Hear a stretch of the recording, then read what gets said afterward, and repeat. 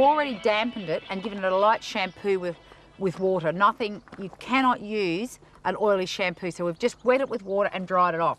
So now we're about to apply the Maximum Effect, and I put a dollop of shampoo in it so it spreads evenly. And I've a small sponge, and you just start in a motion like this over the horse.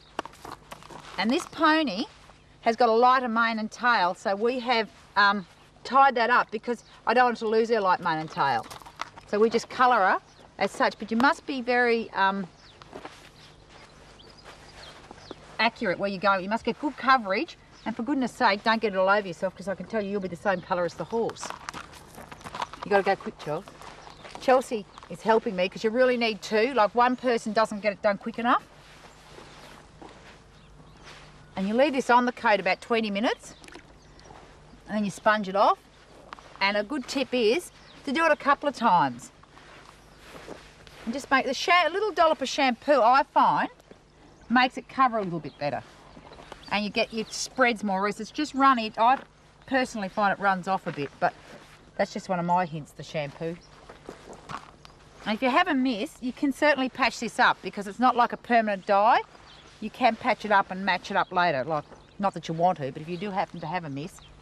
Now make sure when you're doing the legs, you get right down and get all under its flank and its stomach, because, you know, I know that they don't see their stomach, but it's amazing what people do see that you don't see. So just always be aware to make sure it's coloured really well. But the most important thing with this shampoo is this Maximum Effect, do not use a shampoo to wash your horse first. You're much better off just to put it straight on with a damp horse. If you have to shampoo it, do it the day before, or with a very light oilless shampoo.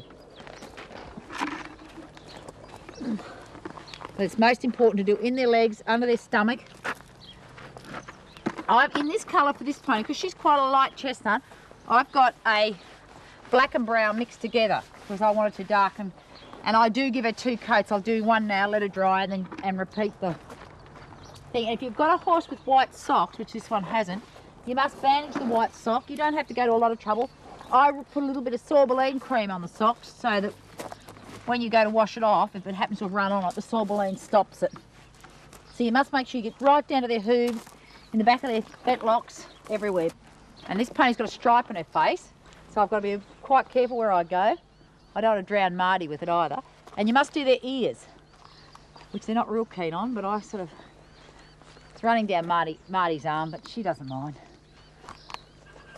Oh, Nikki, don't. You just rub your sponge over their ear, you'll find it covers enough. But don't harass them around the head, because they get head shy enough with all the stuff we do to them. I'll go and do Chelsea's side of the head, because she's not quite tall enough to get there. She can't help it, she's not very big. And I think it's always good for the young girls to help you do these things, because when they come to do it themselves, they know what they're doing. When they get a bit older and they've got to do their own, we always have young children with us, and they're always helping and learning, because it's a good way to learn. Practical experience is the only way to learn, I think. Oh, Nikki, don't. She doesn't like it around the head much, but you've got to just go quietly. And a small sponge is much better than a big sponge. If you find a very big sponge, it saps up all your colour.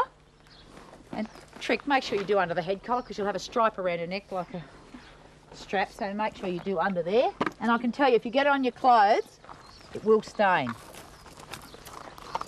If you've got a horse that's touchy to do, a good tip is wear a raincoat, because I've done it, and it does stop you getting absolutely covered.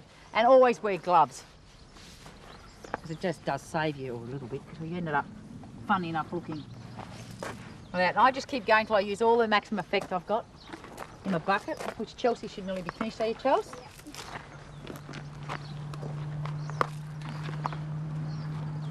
You'll find this product, this Champion Tails Maximum Effect product, does a very, very good job. It's very easy to distribute and economical if used the right way. And there is a colour range in it. There is different colours. I've mixed black and brown for this one, but there is chestnut, there is brown and black, so you can take your choice. But I find with this mare, who I want to make reasonably dark, this does a good job.